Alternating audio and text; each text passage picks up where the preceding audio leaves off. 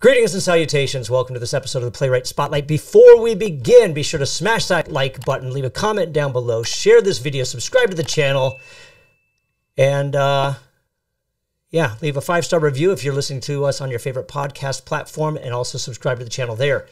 My guest today is an actress, acting coach, graduate of University of California, Irvine, and writer of her one-woman show, Fabulous Fanny, the songs and stories of Fanny Brice, that has been touring across the country for the past 8 years after starting in New York City, and is accompanied by a Broadway cast album. Ladies and gentlemen, please welcome to the Playwright Spotlight, Kimberly Faye Greenberg. Hello. Thank you for having me. Thanks for coming in, especially since you don't live here. You came in from New York just for this podcast. Well, let's and honest. More. Yeah. I'm from here, so that maybe that's not fully true, but there you go. Yeah, well, you graduated in California, University of California, Irvine. Yes. Did you know that you were going to be, did you have any writing experience before you decided to do this show? Not as far as writing any sort of play or musical or anything like that. No, I've always been a writer. I write articles and things like that for magazines and online content and stuff. So I have been a writer, but not in the form of actually writing something that you perform. Right. So, because this is, I don't know if anomaly is the right word, but, you know, with Playwright Spotlight, you know, it's about playwriting.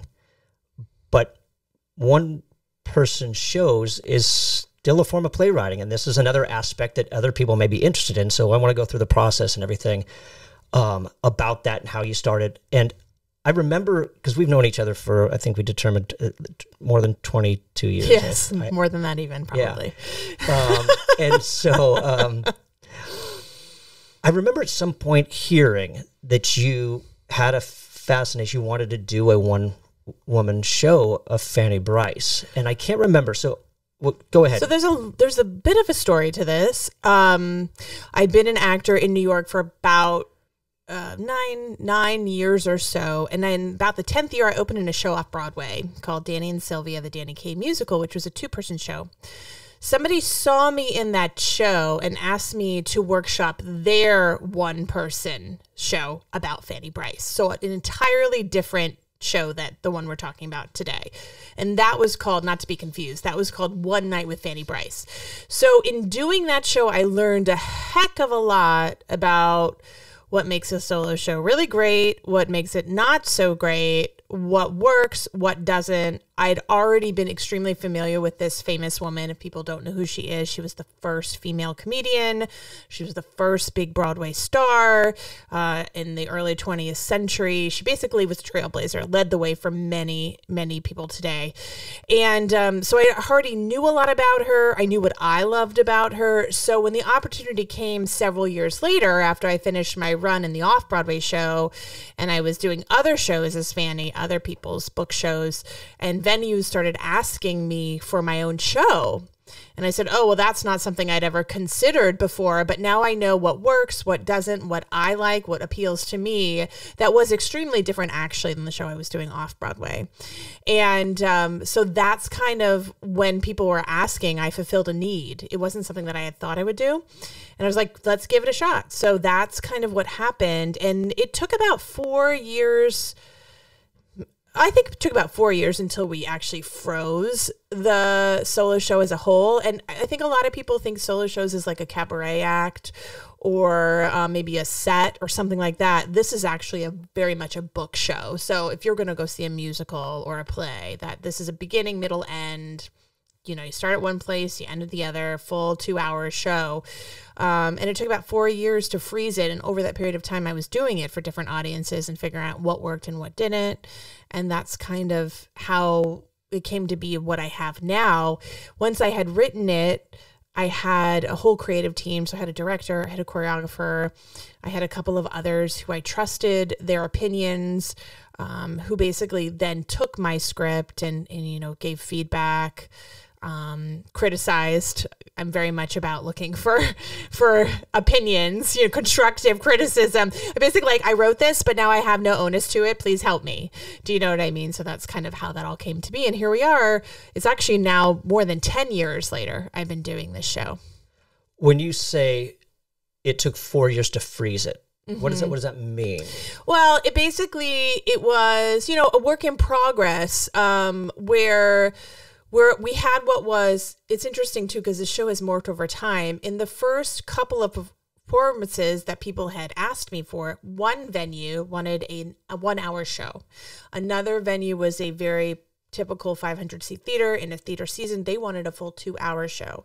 So I had a couple of different versions. With Fanny, it needed to be funny. It needed, again, to feel very musical theater with a book story. So you have to do things in front of an audience to see if they work and if they don't. So basically, it took about 4 years till we figured out, well, this piece of the show does not work. People don't understand it. We're losing them. We've got to fix it. We've got to change it. This isn't serving the story. That's got to go. People aren't really interested in this. Let's take that out. Or look, we found a new piece of history about her. Let's add that in. And so it basically took about 4 years. So we're like, this is the script. This is the solid script. We have a 2-hour version of it. We have a 1-hour version of it. And that's basically what we use now. And interestingly enough, every once in a while, we still do make a shift or a change. Like, we've come to the realization, like, my director, will watch it and be like, oh my gosh, we have a whole new moment here. Let's try this now. So it still does morph like any other thing, but the script doesn't really change too much now. How did you figure out that people aren't interested in that aspect when you made those changes? You can very much read an audience, especially with a solo show. For a solo show to work, you've got to keep the audience on the train with you, because there's nothing else happening on the stage. There's no other people to watch.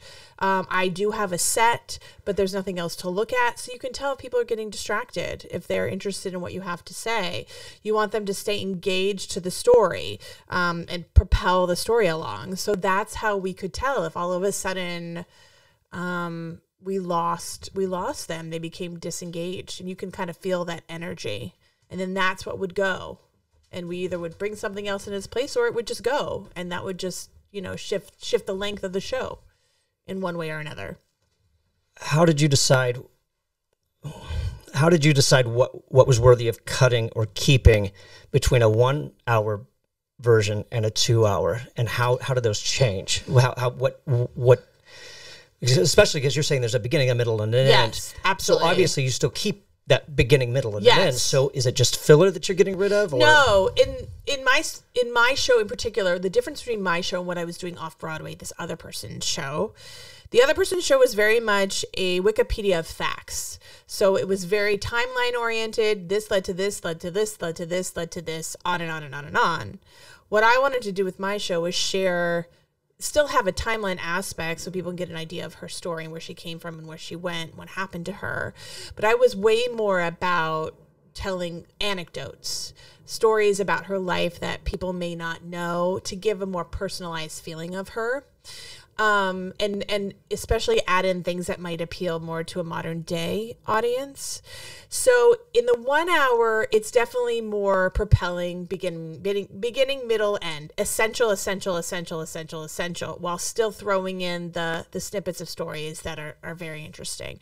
When you get into the 2-hour show, you're filling out those stories a little bit more, whether it's through a song, because it is a musical, or through an added extra little thing that, we couldn't talk about this before, we didn't have time for it. Whether it's another little tidbit about the relationship. She was married 3 times. So whether it's another little tidbit about the relationship she had with one of her husbands or more than one, it's basically just deciding about what's propelling the story as quickly and succinct as possible in the 1 hour, versus in the 2 hour, you have a little bit more time to be more personally involved with her in certain instances in her life. You had mentioned that the versions that you had performed in were kind of more Wikipedia based. So how did you research and you bring in these anecdotes? How did you go about that? Where did you find them? What research did you do? And did you verify anything or? Yeah. So, oh my gosh, it's interesting because long before I opened in this off-Broadway show, I was asked to learn the part of Fanny in the musical Funny Girl, which is how most people know who Fanny is. Otherwise, if that Funny Girl wouldn't exist, people wouldn't know who the heck she is. I wouldn't know who the heck she is. And that was by Barbara in the movie. So when I first was asked to learn that part, which I didn't book, by the way, I had went down the rabbit hole for an entire year already, having learned about her life. So having lived in New York, that there was a bevy of information, because there you have the Museum of Film and Tape. So you could go there and go down the rabbit hole of all these radio shows, all these TV things that you can't find anywhere else. You have the New York Public Library, Performing Arts Library, which is like, they have a resource section that, again, same thing, books, articles, movies that you just can't obtain anywhere else. So I was able to find that there. And the big thing about that collection is Fanny has a memoir and it remains unpublished. And that I was able to read her memoir, which helped to fill in a lot of the gaps. Now, in the off-Broadway show I did, a lot of that stuff was also based on her memoir, but taken in a bit of a different, again, like I said, a more timeline version. I've read all her biographies. There's been 3. I was personally a friend with one of the men who wrote her most popular biography, who I met playing her off Broadway. I've had some affiliation with people on the periphery of her life. I know the person that owns her house on Long Island, so I know of that. And then people have given me stuff along the way. So I've been able to really amass a bevy of things that people just don't necessarily know, just because I've like spent the time to like go down the rabbit hole. Sure.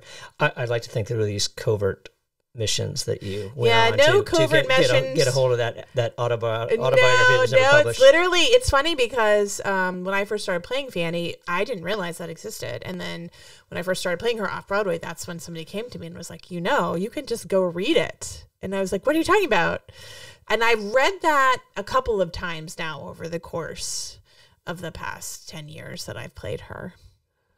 So going back to that, so you've got your approach. You've decided that your version is going to be different than anything else that you've performed in. So on that note, approaching it from a playwriting aspect in a script, how did you approach it? How did you decide you were going to write a biographical musical about an historical figure? Like, what was the process of like, okay, I've got this information now. How do I make this a whole arcing story?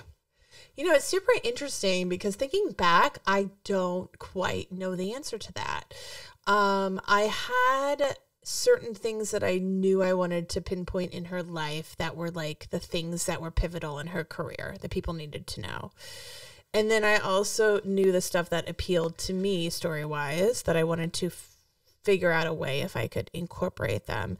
And then I think I had mounds of papers. I'm like not even kidding, the massive amount of stuff I had to just like look through to decide what I wanted to use. And then also I had a bit of a conundrum because when people hear Fanny Brice, they do think Funny Girl, and Funny Girl is what people know, and they want to hear those things too. So I also had to figure out a way to, in a kosher way, to incorporate that stuff as well, because people want to hear that music because they know it. And so what that meant was I had to bring a piece of Kim into that puzzle as well, like as me, because this woman's extremely affected me as a human being as well, as an artist. So there's a theatrical device at the end when I turn into me and I sing her the Barbara Funny Girl tunes and talk about my relationship with this woman. It's definitely the end. The last 10 minutes of the show is more of a cabaret-like feel versus the rest of the time when you're getting to know actually Fanny. But I don't know. I can't quite tell you the impetus of how I then was like, oh, let me put it together in this way, shape, or form. Yeah, I don't know. It's like I tend to follow instincts. And again, I knew what didn't work as far as having done the other show. I'm so grateful to have done that. But as the person up on the stage by myself, I knew when I lost the audience and when I had them. So I knew what didn't work and I knew what I wanted to bring to it. Well, I mean, I don't know if that makes any sense at all. It does. My question is like, there's just, is it that it didn't work, or is it just because we've done a show where it's just like we're off, or the audience is off? Sometimes we'll say that.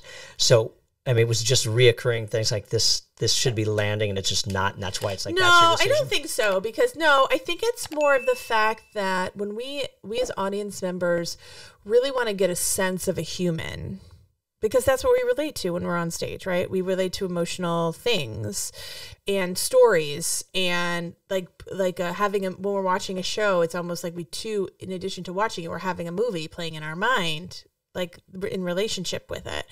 And again, in the Off-Broadway show, and no dissing the Off-Broadway show because that changed my life, literally. But with that, it was like me on stage going, this happened, and then this happened, and then this happened, and then this happened, and then this happened, and now I'm going to sing about that this happened, and then this happened, and then this happened. There was a few emotional moments where the audience was like, oh my God. And that's what I wanted to create. Like, I wanted a visceral audience reaction to the engagement within the story versus like, when you go to a lecture and people are like just telling you all these facts, which is interesting and totally valid. But we're on stage, we're having a theatrical experience, and I just wanted to bring more theatricality into it from I'm telling you stories. I'm bringing you into the secret part of my life that you don't necessarily know about. Would you call this more of a narrative story, or would you really call it a play? I don't know if that's the right word. Well, you would, I call it a solo show. You could call it a play with music. You could call it a musical, because a musical is a play with music. In a musical, most of the time, the music is serving the story to push it forward. So that definitely is the case in my show.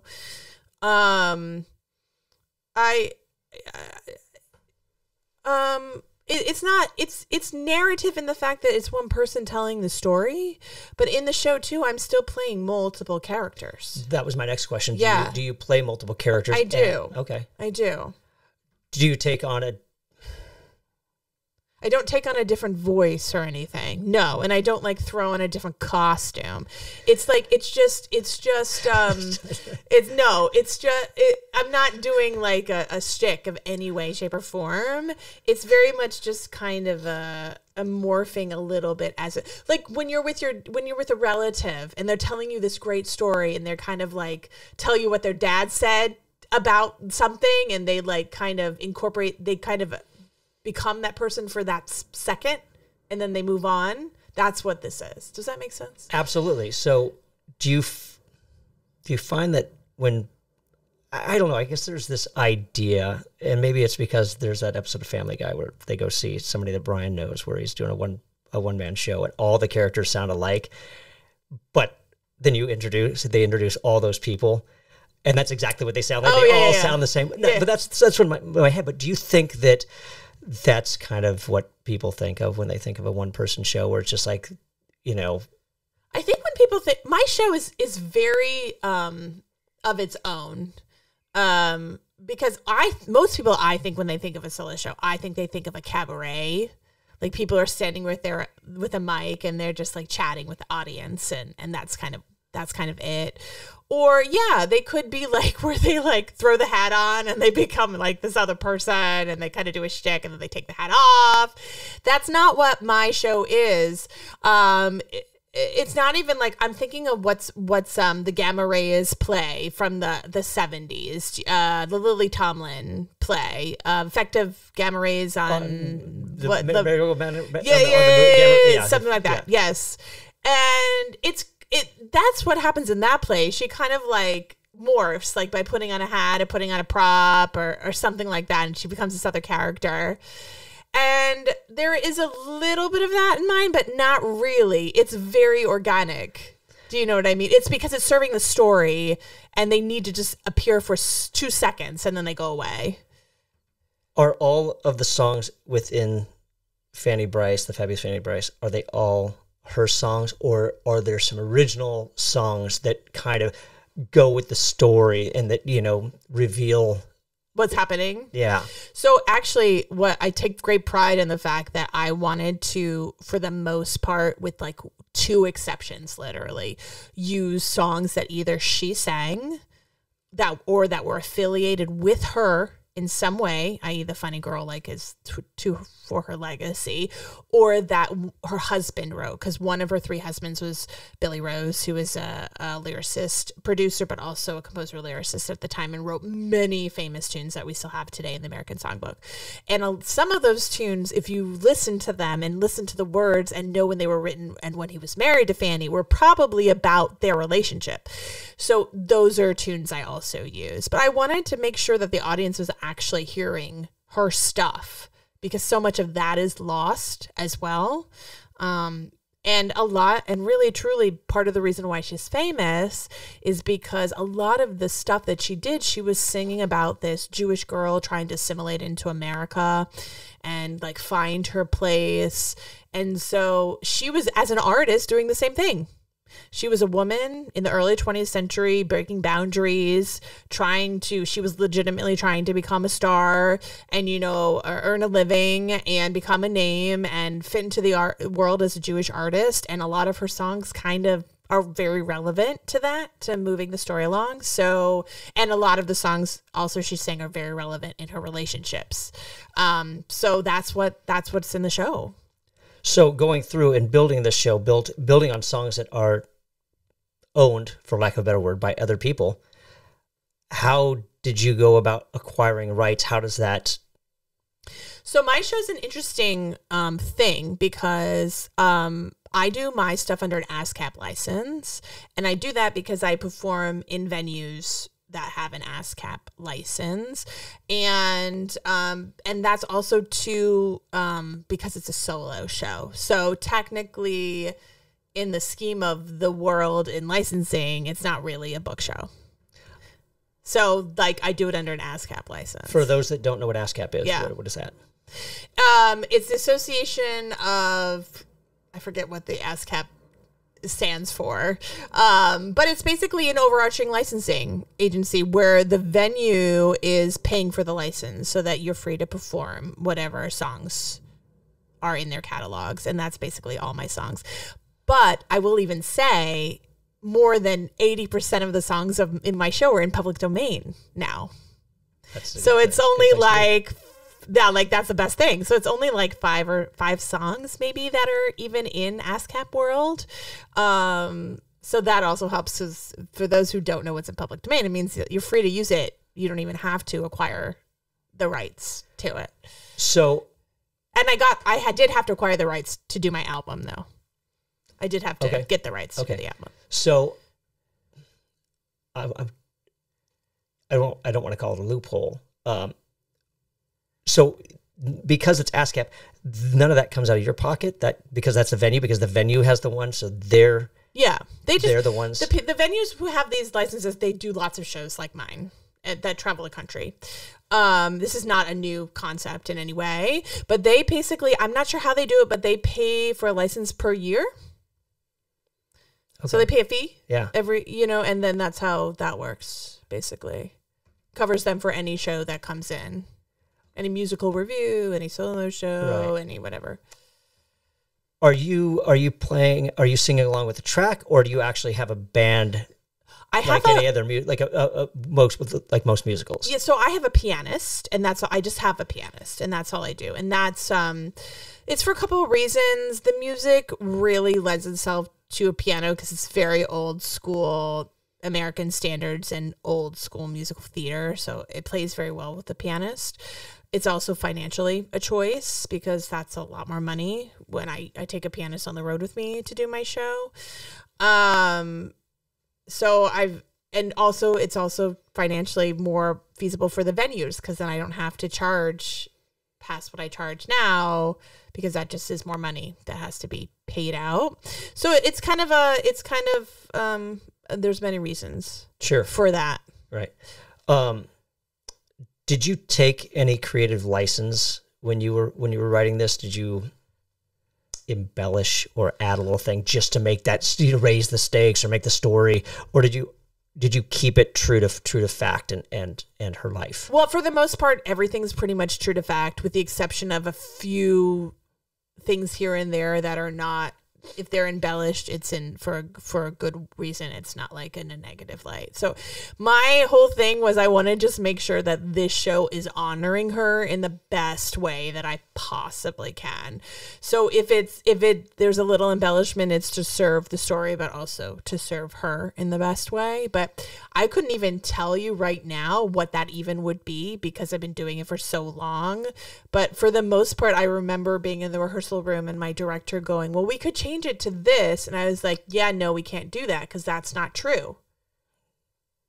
So I pretty much it's very heavy handed in the fact that we need to remain as true as possible to the real woman and her real story. Find a way to make this work. Within this, do you stay true? Not true. This isn't the right word. Do you use all the elements that you would in a traditional play? Do you start in the middle and the latest part of the action that you possibly can when telling your story without starting at the very beginning of when I was 5? Or is there an inciting incident that raises the stakes, that sets the story in motion? Do you have that climax? Are all those elements that are required in a story present in your solo show? Yes, to both of those. That is very true. It's hardly anything in my show starts at, well, I was 5 and I went to the store and then this happened. Actually, most of my show doesn't start that way at all. One thing does lead to the next, but then I do a lot of callbacks, so blah, blah, I tell a story with a joke and I'm like, somehow I couldn't even do it right now, but it's just and that was the first time, just wait. And then, things happen and I was like, remember that blah, blah, blah. This is the moment. Do you know what I mean? Kind of thing. So there's some of that. There's a lot of an inciting incident happens and then something else happens. My story it's funny because beginning, middle, end, but my show is not linear, albeit you get the full scope of when she was just becoming famous to when she died, but it's not linear as in A, B, C, D, E, F, G. Okay, she died. It's not that. It's this happened and she became a star, and when she was a star, this happened, but this happened then because this happened when she was a kid, and then that's because when you're telling stories, that's kind of how the kind of puzzle pieces fit together. So what you're really saying is this is Quentin Tarantino's Fabulous Fanny Brice. No, it's not that confusing. I promise. So I just, most one-person shows are pretty much autobiographical, and it's usually somebody's personal struggle dealing with an illness or something, some tragic thing. Or it's a tombstone show like mine, like a legacy show, about somebody famous. Yeah, Christian Brando comes to mind, and then in your show. Yeah. So my question to you is, most of these, they don't really extend past their original premiere. You know what I mean? It's usually probably just the local wherever they put it up. Which I don't think that obviously this year is an exception. So my question to you is how you kept this going on for so long. Well, there's a couple of pieces to that, because number one, where I think some people go wrong with creating a show, and I'm a actor business coach as well, and I teach people how to create things, is the first thing is you don't want to create a vanity project. Well, I think a lot of people create vanity projects, which are look at my life story, and I'm doing this because I want to be a star and you need to see me, and I'm going to talk about blah, blah, blah. I feel and I'm not saying that's a good thing or a bad thing, could be a great thing, because there are many reasons. If you're but you need to teach, you need to do a couple of things, which is inspire an audience, teach an audience, have a subject matter that already has a fan base, things like that, because that, my show, is what kind of continues to keep it going. My show is unique in the fact that it's about this woman who, not younger audiences, but older in the retirement era, or people who love theater and love Barbara. They know who Fanny Brice is, or who are Jewish, things like that. They know who Fanny Brice is because she had such an indelible mark on on the U.S. culture, you know, performing arts, musical theater, things like that. So people are interested in learning about who that is. And remember, I didn't create this because I was like, let me create a solo show. Yeah, no, I had no intention of creating my own solo show, especially after I did the off-Broadway thing, because I was like, that was so much that I was like, I don't know if I could do that again. But when people were asking me for it, there was a need. So I was already fulfilling a need that people wanted. And when I fulfilled that need, I made a very distinct decision that I would go about it in a way that many people were involved. So meaning I wrote this thing, but then I gave it away and I gave it to my director to be like, you need to make the changes. I can't do it because I can't look at myself and be like, A is great, B is great, C is not good. Like I had to hire a team who could be extremely constructive and be like, this is working and this is not working. And so all of a sudden it wasn't like mine anymore. It was like bigger than me. And I created I didn't know it at the time. This was like, I just was like, I'm going to create a real show that feels like it could be on a Broadway stage or a small Broadway stage, you know, like an off-Broadway house. Sure. That, again, it wasn't, you could tell me this sucked and I'd be like, okay, great. What are we going to do? You know, and I wouldn't like feel bad about it.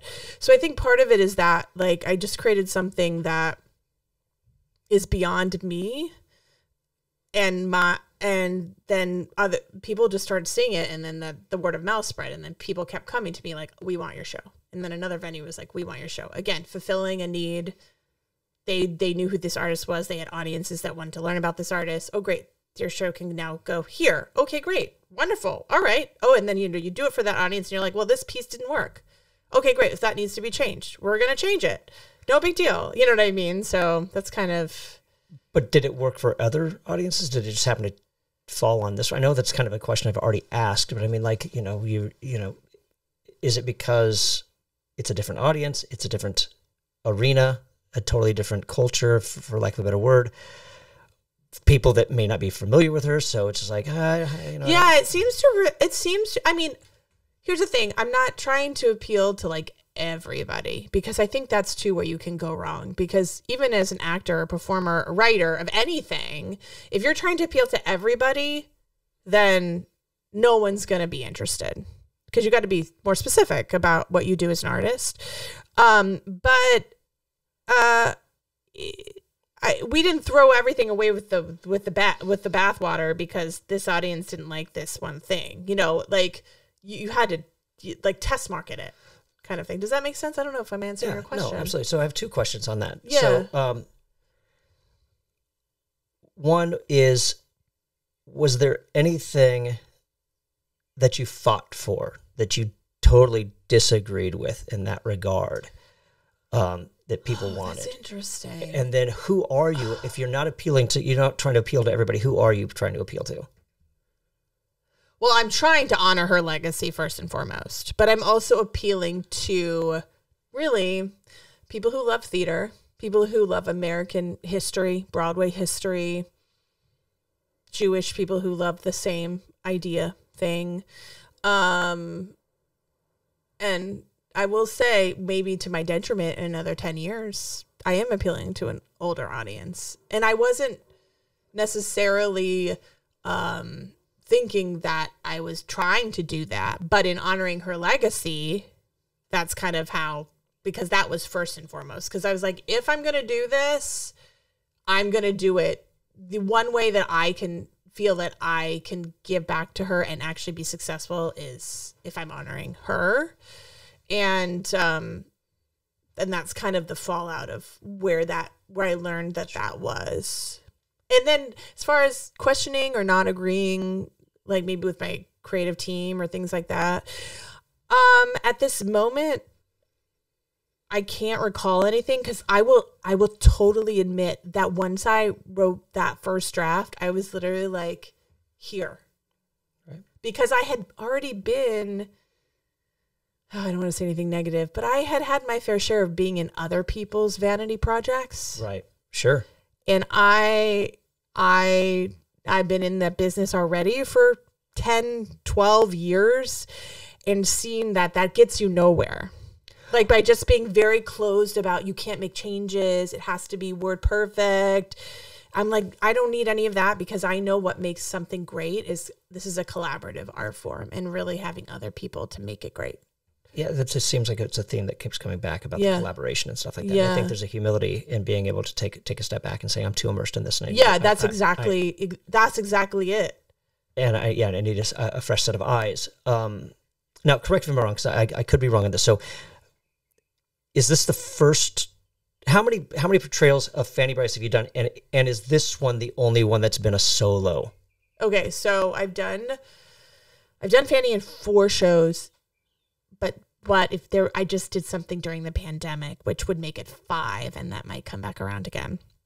I did it in this off-Broadway show that I keep referencing was my first experience with Fanny. That was a solo show. It was a solo musical show, just different, very different than mine. So I did that first. That was my first experience. From doing that show and people seeing me in that show and getting the reviews that I did, I was asked to be in somebody else's book show that had Fanny Brice as a character in the show. And that was a show that was workshopping for Broadway. And then that may or may not come around again. I was with that for numerous years.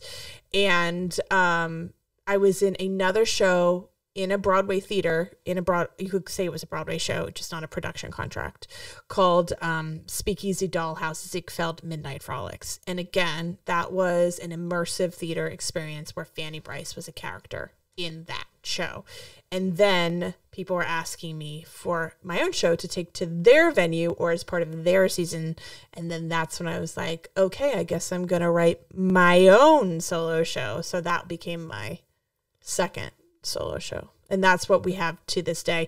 During the pandemic, I did another reading of another book show, another musical book show that again has Fanny Brice as a character in it, where I played Fanny in that show. How similar are yours and the other solo show that you were doing before yours came along? That was the off-Broadway show. It's like a total 180.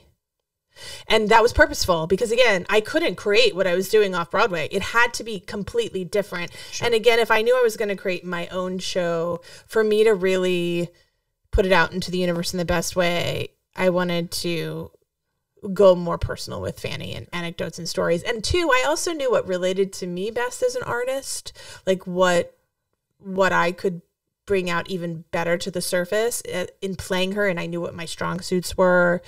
I knew what the reviewers and audience liked to see from me as Fanny. I also, by that point in time, I had been playing Fanny already for a couple of years, and I knew her even better. And so that's how I could create that entirely new 180 version of Fanny, of my show. When you travel around and you go to these different venues, is it a lot of blue hairs? Yeah, give and take. Depends on where I am. Do you get, Barbara didn't play it that way.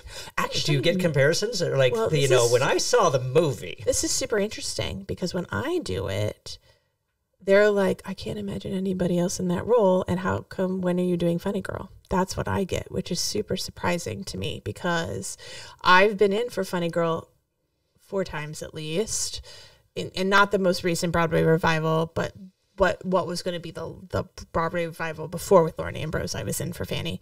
But I never get that part because I'm not like Barbara. I'm like the real Fanny. The real Fanny Brice is, we're almost twins. We look extremely similar and vocally we sound alike and all that jazz, but people know Barbara. But it's interesting because once people actually see me do me as Fanny, then they're like, wow, I can't imagine anybody else playing Fanny Brice but you. Or like, you need to be doing Funny Girl. Or I love hearing you sing those songs better than Barbara. And I was like, okay, great. But I can't play Funny Girl. But has Babs come to see you? No, but I've had to two kind of run-ins with Babs. She knows me now. I'm certain of it. She give you the evil eye? No, I actually have two awesome stories. Do you want to know my stories with Babs? Of course, why not? I'm sure. Well, okay, I'm sure the audience wants to know. The first story with Babs. Well, first I'll just say, in doing the off-Broadway show, was reviewed by the Times and the Associated Press. So I'm assuming she reads the New York Times, and if she reads the New York Times, she would have already known who I was. But we are associated in articles together via playing Fanny. But so it's possible she could have come across me by that point. But she was doing an interview, the Winter Garden Theater in New York City, for her what was her new album several years ago.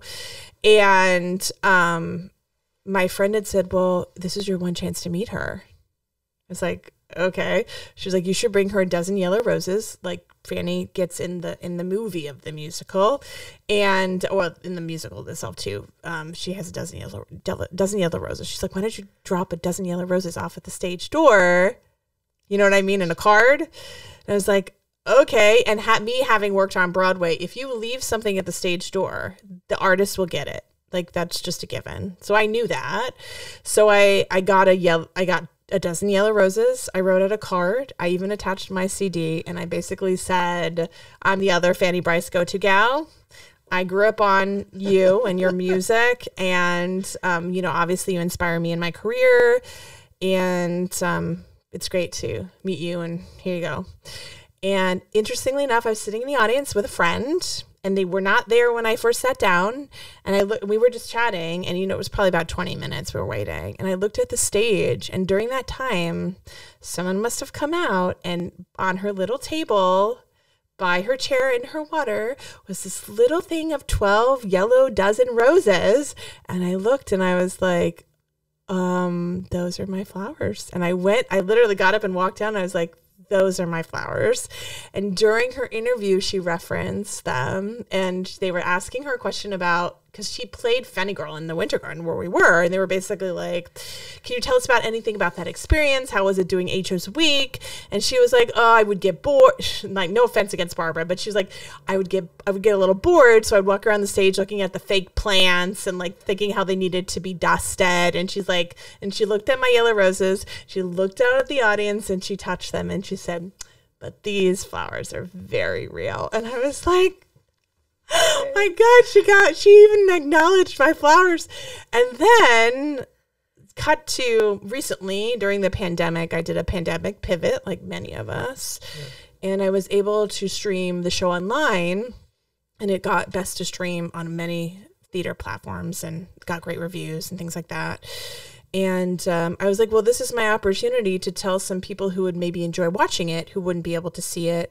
And so I sent Barbara via her organization, which is probably run by like two people who are, with her. I sent her a card saying, hey, you can watch my show, and here's the login, and remember me, blah, blah, blah, blah, blah, blah, blah. And not too long ago, a year late, it took about a year, and I got a response saying, thank you so much, blah, blah, blah, blah, blah. And I was like, well, is probably her assistant, but she obviously would know. Sure. She's hands-on. So I was like, well, somebody watched it there, so that's great. And she knows who I am, so that's great. Maybe my CD is sitting on her table somewhere. Who knows? But I'd like to think that she's extremely aware of that I exist. And even if she's not, I'm going to pretend that she's extremely aware. So sure, why not?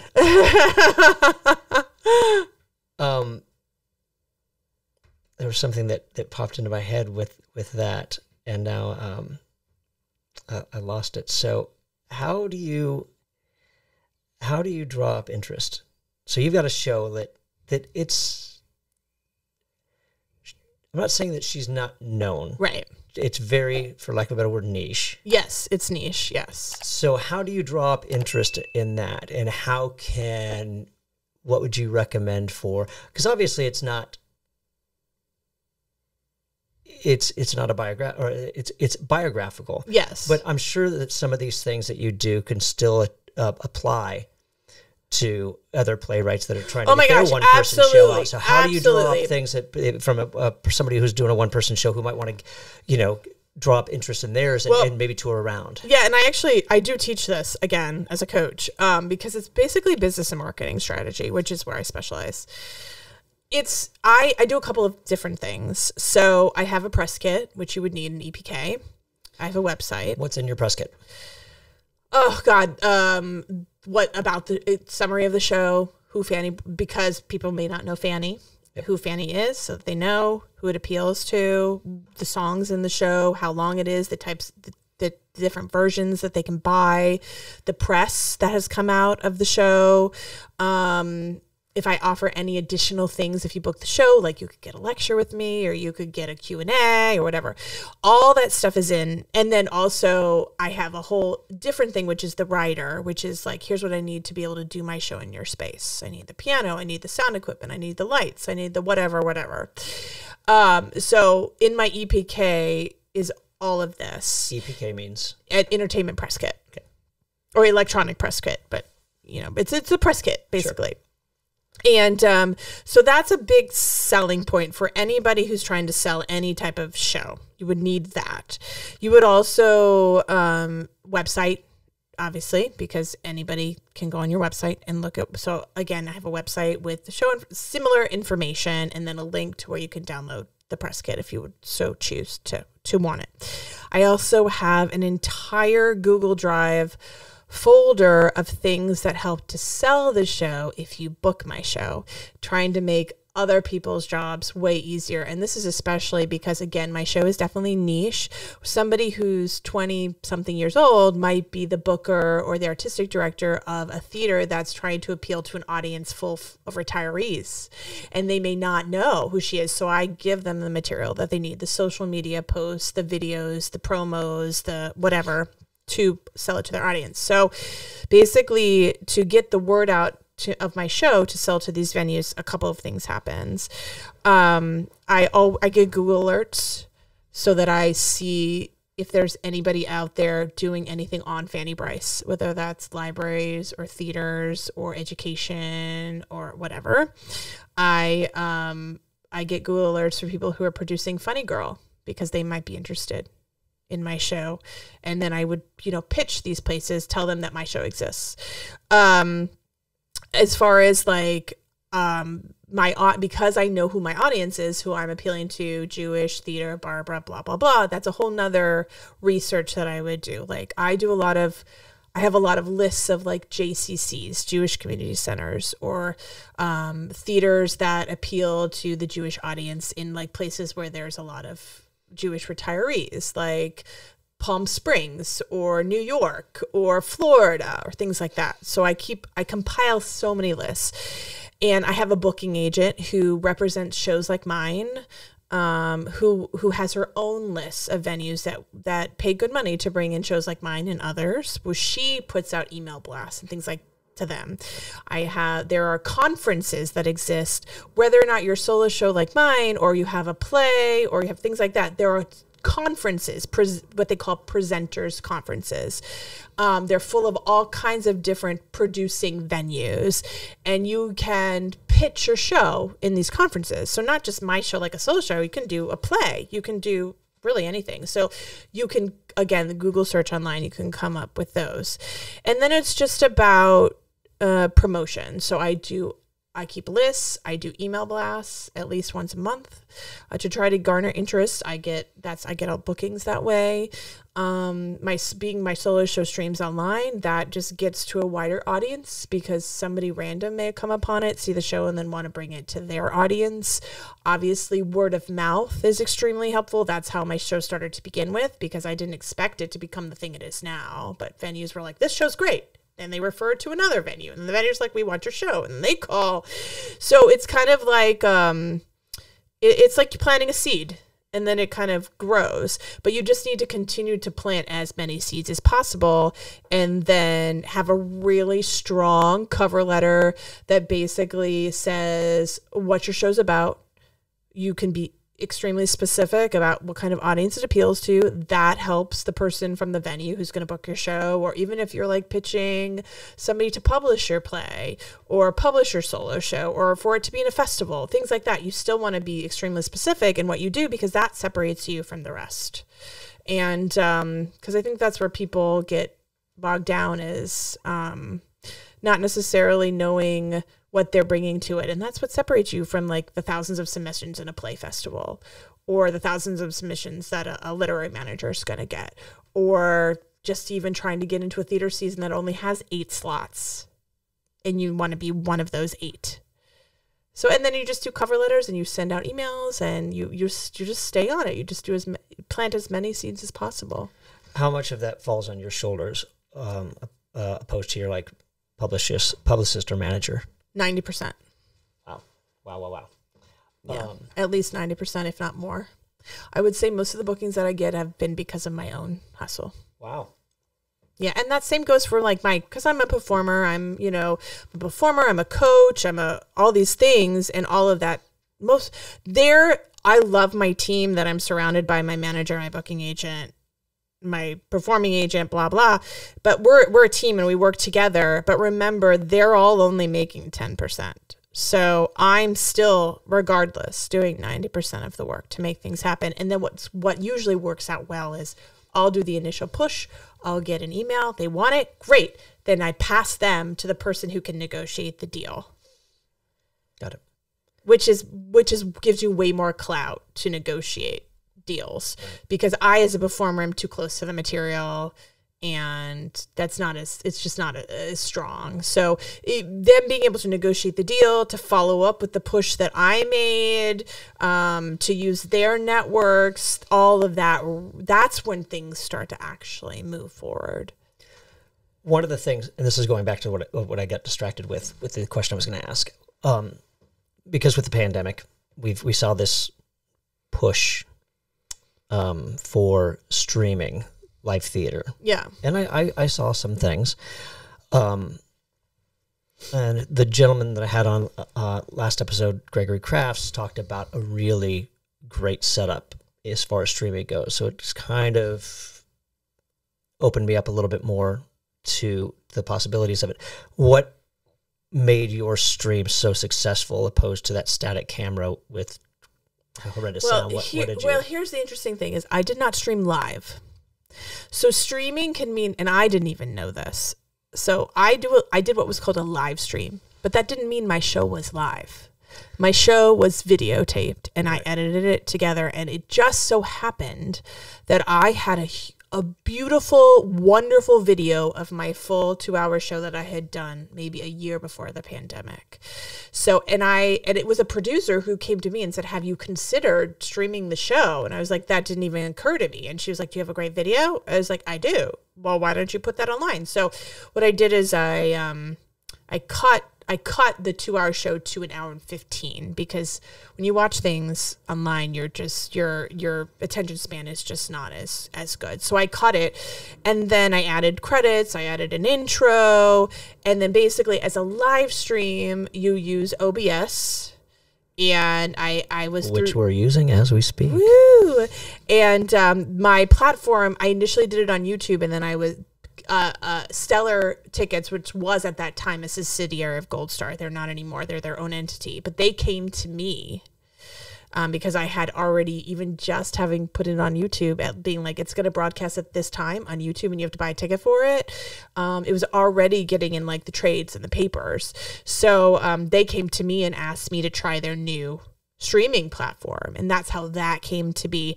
And I mean, there are people who absolutely live stream live, which is what you're talking about, which is like getting the sound and the video right. And it has to all be right at that moment in time.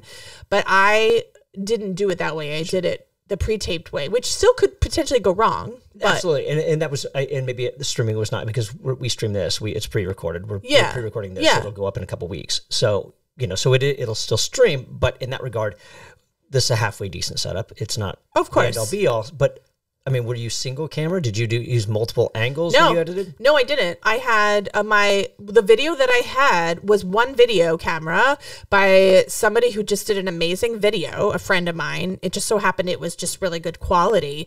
And just, and that was it. Literally, I cut out some of the stuff that I felt like it was the full 2 hour, and this was more like the 1 hour show. So Sure. I just cut out the extra stuff that we talked about earlier in the video, Right. in this interview, to create a more like quick train of a show, and adding in the intro and the outro really just slicked it up, and it looked great.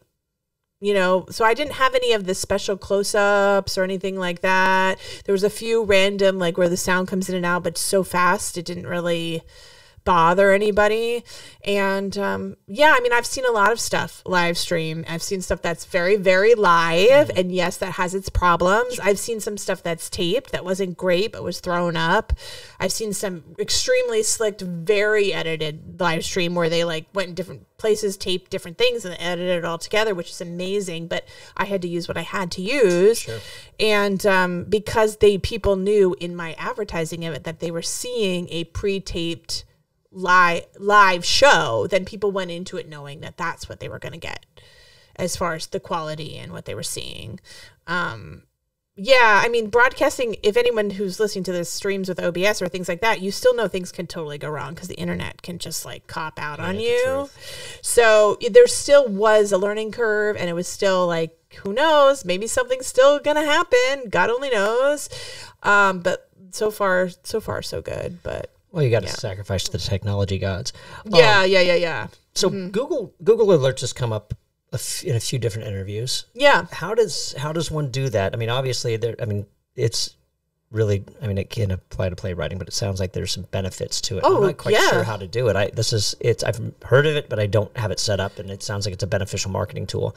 So how does that work? You just go to google.com, and somewhere in there, in the drop down, you can just set up Google alerts. Is that on in your account over in that little area? Yeah, you just have to make sure you have your account, and then I think you'll click on it, and it's been so long since I've sent up a Google alert, but like, I think there's an icon, just like you can click on mail, you can click on, what calendar, you can click on whatever their things are. I think you just click on alerts and you type in, you could just a keyword.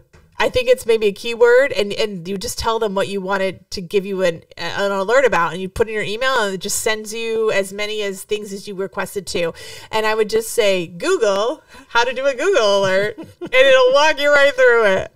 How does that sound? Technology. It's very simple. And you can tell Google like how often it wants you to email. You want the emails, and it'll give you like, my Google alerts, I get them like once a day. And so then I say just have all the alert, have all whatever sites come up that day in the one email that I get, instead of getting like an email every 5 seconds. Like, I can't deal with that. That's like a lot.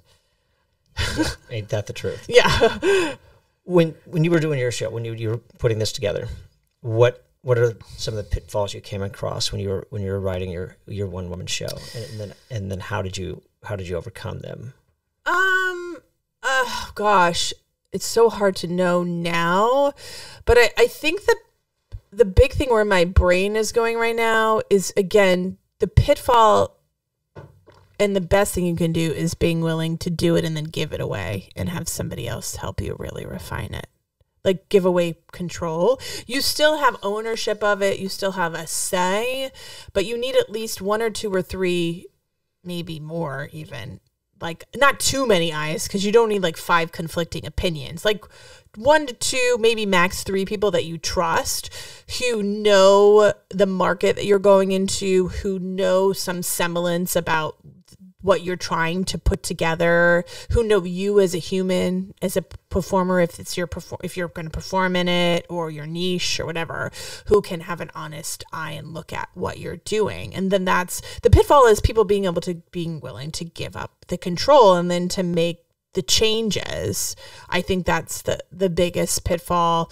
And I mean, in the beginning, I'm sure that I had a hard time, but I also came to it knowing I don't want it to be like these other situations. So I was more willing to be like, here you go, I'll just listen to whatever you say, and we're going to make the changes and see if it works, and if it doesn't.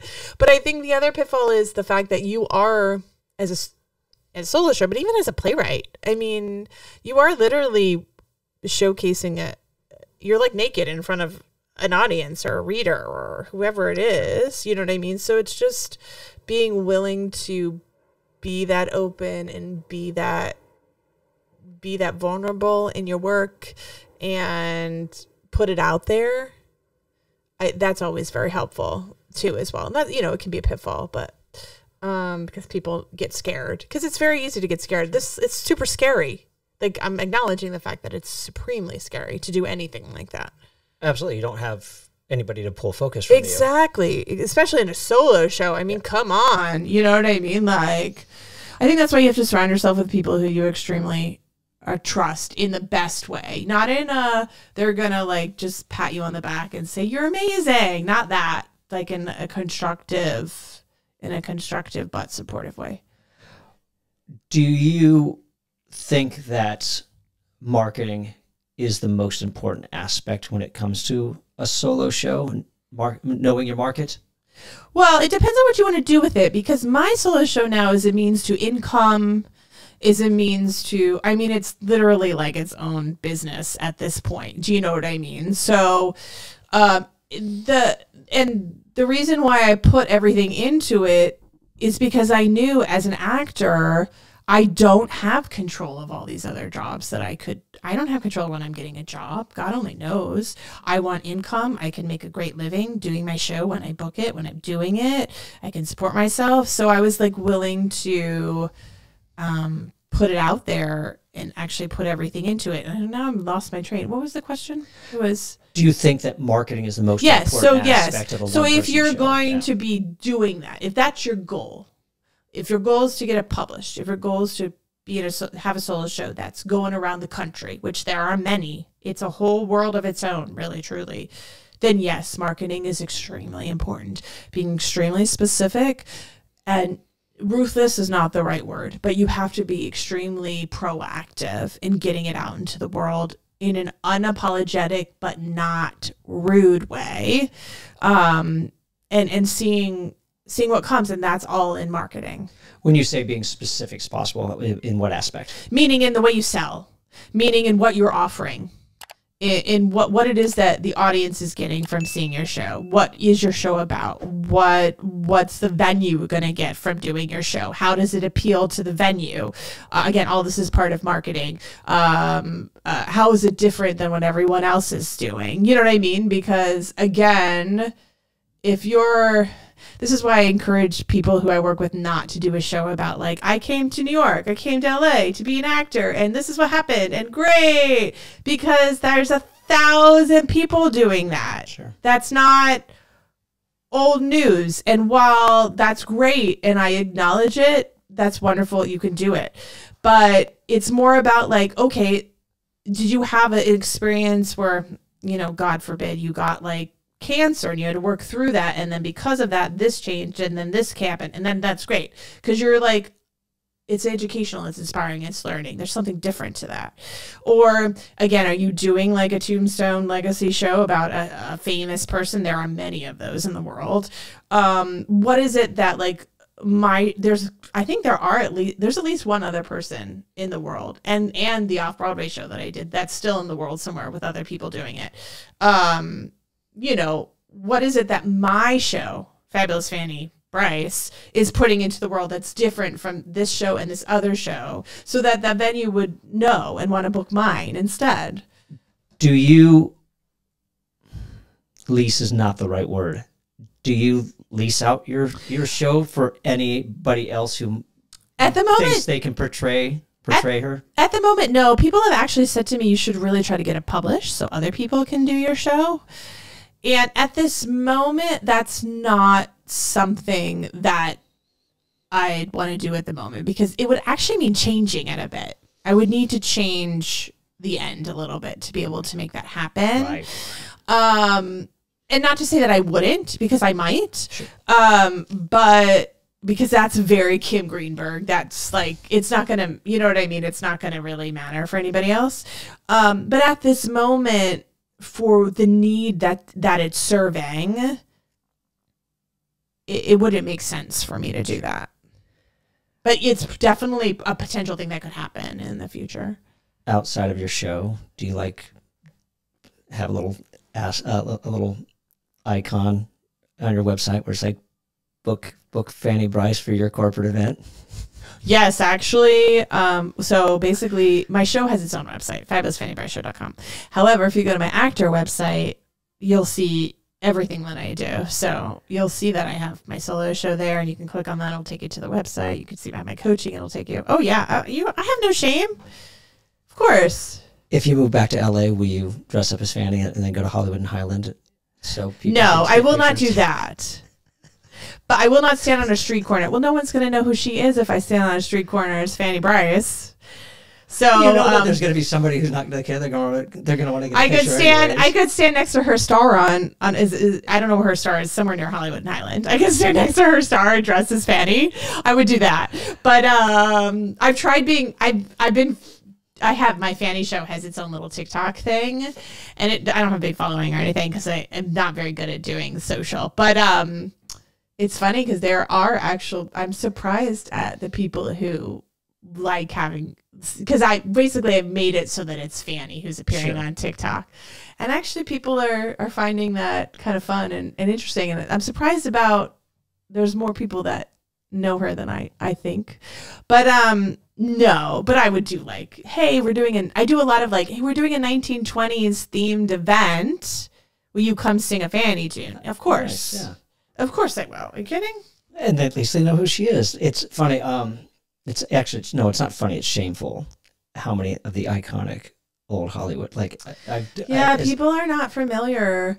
You know, though, I will say Fanny was such a legend, however, and she was extremely important in the legacy of Hollywood and theater, and Broadway. But even though she was super important, I think she wouldn't be remembered if it wasn't for Funny Girl. Sure. Truly. Yeah. So, I mean, Funny Girl did its job in the fact that kept her around, and that was the whole idea that Ray Stark wanted to keep her legacy alive. So it worked, at least, but she doesn't get the credit because she was literally the first female comedian. Like, she literally led the way for everybody else now. So, I mean, people don't realize that. But anyway, it's huge. No, absolutely. Well, I hope that you bring more light to her legacy and what she represented. Well, that's my goal. So, yeah, I just want to honor her because she deserves it. So, what's the biggest piece of advice that you would give anybody who's either starting out on a one-person show, in the middle of it, finishing it up, that would really kind of help them, give them a booster? Besides asking for help and getting constructive criticism, I would say just put it out into the world and let people start to see it. Nothing is ever going to be perfect. And there's a couple of people I know who have great solo shows, whether it's a comedy act or an actual like solo show or a musical, whatever, any kind of thing. And they just like hold it so close because they're like, it's not ready yet. It's not ready yet. It's not ready yet. Well, literally, when is it going to be ready? It won't be ready until you put it out in the world and you get feedback, and then you like keep doing it. Do you know what I mean? So my biggest thing is it's so super scary. Like, it's one of the scariest things you could ever do. But just put it out into the world and do it and see what happens. And well, it's got to be liberating and satisfying at the same time. Oh, absolutely. Like, once you do something like that, you can do anything. Which reminds me, you said that it's frozen or it's locked in. Yeah. Do you make any changes at all based on anything? Do you think, oh, I like that reaction, I'm going to bring that back? Is there any improvised moments that you're like, oh, that was fun, that worked, I'm going to use that the next one? Or yeah, potentially. There are a few improvised moments. As I even, like, over the pandemic, I do my show in venues. Actually, it's so funny because I've done it the most I've done it over a course of a year since the pandemic has come to an end. I think I've done it 5 times now, once in Kansas, Arizona, a couple times in New York.